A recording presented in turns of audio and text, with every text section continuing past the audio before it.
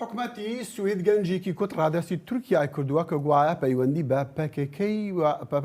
پەکەکە هەیە ببورن لە کاتێکا کە ئەنکەرە فشارەکانی لەسەر وڵاتی باکووری ئەوروپا بەردەوامە بۆ جێبەجێکردنی داواکاریەکانیان بەرامبەر بە ئەندامەتی لە ناتۆدا. لە ساڵی 2015 محمود تات داوای مافی پەنابەری لە سوید کردبوو دوای ئەوەی کە لە تورکیا سزای 6 ساڵ و 10 مانگ زیندان بە تۆمەتی پەیوەندیکردن بە پەکەکەوە بەسەردا سەپێنرابوو. بەڵام داواکاری محمود تات بۆ مافی پەنابەری ساڵی ڕابردوو لەلایەن دەستگای کۆچ و کوچبەرانی سوید ڕەتکرایەوە.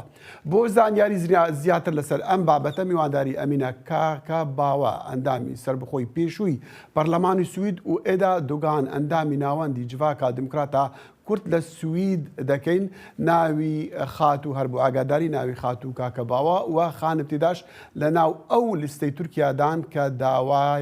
داوا لە حکوومەتی سوید کردووە تورکیا هەلبەتە ڕادەستی ئەنکەرە بکرێن. لە هەمان کاتیشدا پەیامنێرمان لە ئەنکەرە ئەیوب دەمیرمان لەگەڵدایە بۆ ئەوەی بزانین لە ئەنکەرە چۆن ئەم پێشهاتە لێک دەدرێتن. بەڵام لە پێشا لەگەڵ ئەمینە خان زۆر سوپاسان دەکەین. ئەمینە خان جەنابەت یەکێک بووی لە دەزووەوە کە هەوڵتاندا لە ماوینەی ڕابردوودا ڕێگا لە حکوومەتی سوید بگرن کە کەس ڕادەستی تورکیا نەکاتن. وەڵامت چی بوو بۆ هەواڵی ڕادەستکردنی ئەم گەنجە پێش دوو ڕۆژ؟ پێشەکەی سڵاو ڕێز بۆ جەنابتانەوە بۆ کارکونان و بیسەران و بینەرانی ئەم پرۆگرامەش ئەم بەرنامە دیارە زۆر ناخۆشە. هەر من داغدار نیم، زۆر خەڵکی سویدیش داغدارە، زۆر خەڵکی کورد نیگەران و ناڕەحەتە. ئەوە هیچێک لە ئەو کۆنسەکوێنسانەیە لە ئەو نەتیجەی ئەو بوو کە بۆ من 1 ساڵ و نیوە شەڕم کرد لەگەڵ لە پارلەمانە واقعەن کە باوەڕم نەکرد بە دەوڵەتی سوێت وە کوتم ئەگەر کاتێک ئێوە ئەوە بەر لەو بڕیارنامەش بنووسرێ بینی پەیماننامەی بینی سوێد و دەوڵەتی تورکیا و فینلاند بۆ ئەندامبوونی سوێد لە ناتۆ، ئەوە بەر لەوە بوو کە خەریک بوون میتی تورکیە لێرەکانە یارمەتی پۆلیسی سوێد دەکا بۆ ئەوەی کە پەنابەرانی کورد کە لە ییپێگێ و ییپێژێن و هەروەها یا دۆستی پێکاکەن هەر لازم ناکە ئەمڕۆکە خۆتان نەزانن لە تورکیا لازم ناکە تۆ سیاسی ژبی ئەگەر هەڕەشە ئەگەر ئەردوغان تی تەرۆریستی تر تەرۆریستی خۆ من خەڵکی تورکیە نیم، من کوردی کوردستان ڕۆژەڵاتم ئەوەیە کودیانی مەبەستم ئەوەیە ئەگەر بەو شێوە وڵاتانی ئوروپا بچنە بەرەوە بەگوێی ئەردوغان کەن کە هەموو کەس تەرۆریستە ئیتر ئەوە باسی نیگەریەکان دەکەین. ئەمینە خان دەگەڕێمە لای تۆ، بەڵام ئێستا دەمویست بچمە لای ئێدەخان. ئێدەخانم ناوێتەژی دەوێت لە سێدایە کو تورکیا دەخوازە بێن ڕادەستکردن بۆ تورکیا و لە سویدیە دژین. تا چ بەرسف هەبوو دەماتە ئەف دەنگ و باز بیستین خۆرتێکی کورد بەری نەهاژی هاتیە بەحسکردن ناوی محمود تات ئەگەر ناوی دروست ئەس دەبێژم تێ ڕادەستکردن هەستێتە چ بوو؟ يعني وكشي أمينة خانم باصكر يعني أو مجار محمية سزقر نتني من ما وكرد هر وها خلف سوجي يعني أنا كر داقيانجي تشيد بدوست مجمرة دنبيسنا همو أنا نرازبونا في مجاري في تسلمون كر رخنا دكن وكسش قبول ناكي حتى ملت السويد أنا چاوا نرخینن دبیجن کو یکو پشتی کو اف دویر وسا یعنی انجامی که وسا درکت یعنی انجام وسا گرتیه لازم وره تثبیت کرد ولا اجبر کو اف سوچه که کریمیناله اجبر کو حمود زانن کو تسلیم کرنه که انسانک جوالاتک کو دبن خطریه اشکنجه داره از بتش دجي پیمانا نتوين يكذوي وعيني وقت ده قانونا يكتي أوروبي وهر وها قانونا دجي قانونا سويدي جبر ويتس أنا تشكرن هستن كر يعني شواز بيجن رخني أنتون بله دقل ما ببین ایده خانم لیمت خواست جه انکری بزانم کانی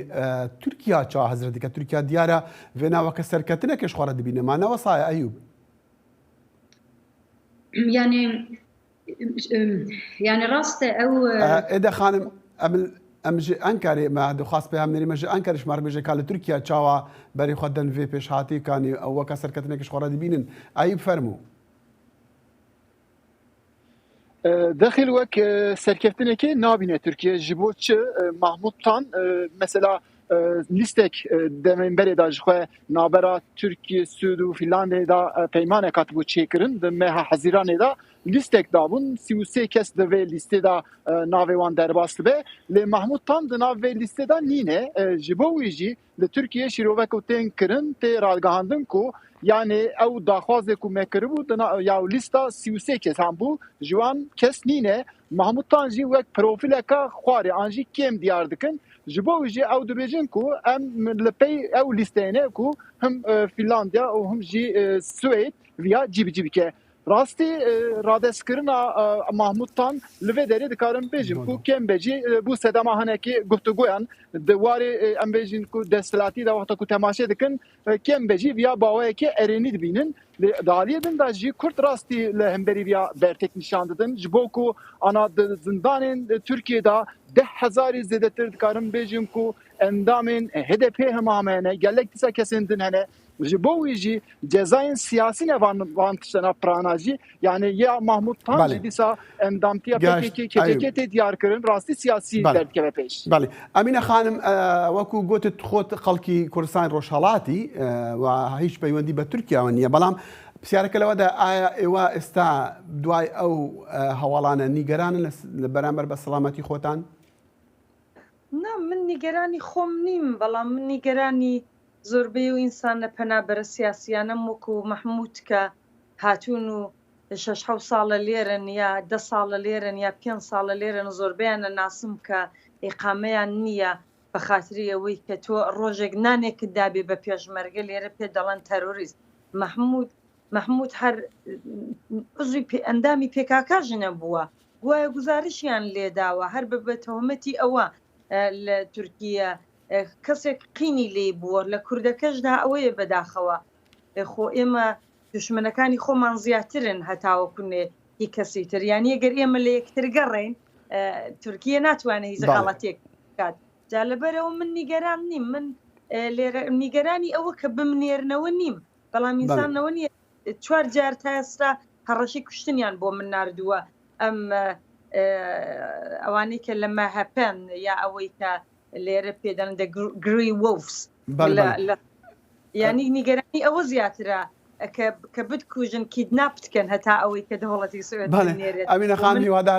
هیوادارم ئەم ڕووی نەدا بەڵام حەزەکەم پرسیاری ئەوە لێ بکەم کە ئێوە چی دەکەن بۆ ئەوەی تورکیا بۆ ئەوەی سوید شتێکی وانە کاتن بەڵام دیسان دەچمە لای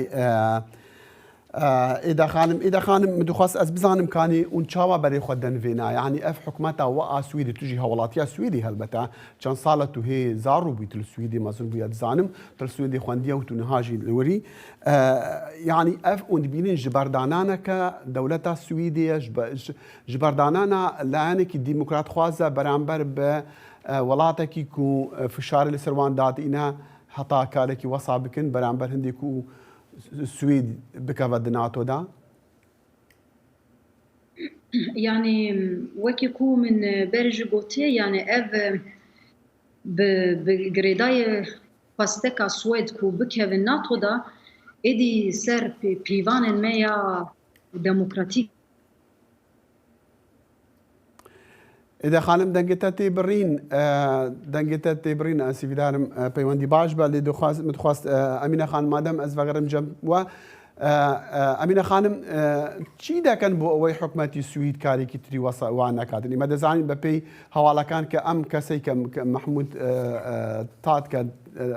ڕادەست کراوە لە ناو ئەو لیستەدانیە کە 30 کەسن یان زیاتر لە 30 کەسنەوە بەڵام ئێوە من دەزانم کە ئەم هاوینە ڕابردوو خۆم لەگەڵ جەناب لە پەرلەمانە وتوێژێکم کرد لە پەرلەمانی سویدا دەسەڵاتت هەبوو ئێستا ئەتوانن چی بکەن کە لە پەرلەمانە دەرچووی ئەتوانن چی بکەن بۆ ئەوەی حکومەتی سوید ئەو خەڵکانە ڕادەستی تورکیانەکەن لێرە زۆر هەروەکو خۆتان ئاماژەتان پێدا ئەو برادرە لە ناو لیستان نەبوو بەڵام خۆ من وەختی خەباتم دەست پێ کرد بۆ ئەو لیستانە هەر مەسەلەی ناتۆ لە گۆڕێدا نەبوو بەڵام نزیکی هەشتا نەفرێک لە لیستان کە لە لیستی ئەوەدا کە تورکیە ناوی ناون تەرۆریست یا دەوڵەتی سوێد بڵێن سەکیوریتی سوێد کە ناوی ساپۆیە کوتویانە ئەمانە حەقیان نییە مەسەلەن یا ئیقامە بگرن یا ئیش پێیاکەن لەبەر ئەوەی ئەوە لە هەدەپەیە ئەوەی لایکیان لە فەیسبوک کردووە ئەوەی کە لە مزاهرەدا دژی داعش خەباتیان کردووە ئەوە بۆ معنایە ئەمانە تەرۆریستن شاید بۆ هەر لێرەکانەدا بۆ زۆر کەس ئەوەیە خۆتۆ هەروەک ئیشارەمان پێکرد لازم ناکە حزبی حیزبێک بی هەر ئەوەی کە دیفاعکەلی کورد لە ڕاوا لە باکوور پێ دەڵێن تەرۆریست جا بۆیە ئەوە زۆر گرنگە کە ئەو کەسانی ئیقامەیان نییە کە حتمما وەکیل بە لەگەڵ وەکیل قسەکەن قەت دەرگا نەکەنەوە بۆ پۆلیس و حتاوەکونە تەلەفۆن نەکەن بۆ کەسێک ئەوەی مەحموود کەم کەس زانی بووی لە ئەوەیە ئەگەر من بە مزانایە حتمما نەمەهێشت حتمما کرد بەڵام دەبێت بزانین ئەو کەسانە دەبێت کوردەکە یارمەتی یەکتر بکە دەبێت ئێمە دەنگمان بکە بۆ ئەو کەسانی کە ئیقامەیان نییە کە پەنابەرن کە لەناو ئەو لیستانەدان کە بەدەلیلی تەرۆریست ڕەدیان کردوونەتەوە. ئێدا خانم ئەگەر گەل من مابتن ئێدا خانم بە کورتی ئەگەر تشمەڕبێژی ئونی چی بکن وە چ لەبارە بکەن وەکو وڵاتیەکی سویدی بە کورتی ئەگەر چکو وەختی مەگەڵکی مایە فەرموو. يعني جماعة هرم مهم شيء وكي يعني لازم هم إيه بيدر ريبي وشون با ريخصبونا خو كرتر بك نابرة وتكلين خو نابرة كردان هر وهاجي نابرة ما و جواكا سويد وكي كو جبركو اف خويايك وبيد بوير دات بمان مزور مزن وناكوكين برهنه يعني هين بوير نا زيدن نزلاله يعني هين روجنامه سويد هين تشك نبوتيه ترك دبيجن يعني وساقيا دكي كو بيدري برسكريك يعني تشتكي كو يعني لازم زي ترسل بسكن واللي يقولين بكن باشتر كيان بكن او مجار شيء لي وكي كو دسبيكي بوت لازم ام في وشون با ريخصتنا خوي وكي سازين كورد لسويد كورتر بكن وهر وهاجي بتكليا وفاد دوسدو بالي هالبد سپاس ئێدا خانم گەلکی سوپاس و پەیوەندیە ئەمینە خان هات بڕین بە هەر حاڵ سپاس ئەمینە کاکە باوە ئەندامی سەربەخۆی پێشووی ئەندامی پەرلەمانی سوید و ئێدا دوگان ئەندامی ناوەندی جڤاکە دیموکراتە کورد لە سویدێ و ئەیوب دەمیر پەیامەری دەنگی ئەمریکا لە ئانکارا زۆر سوپاسان دەکەین.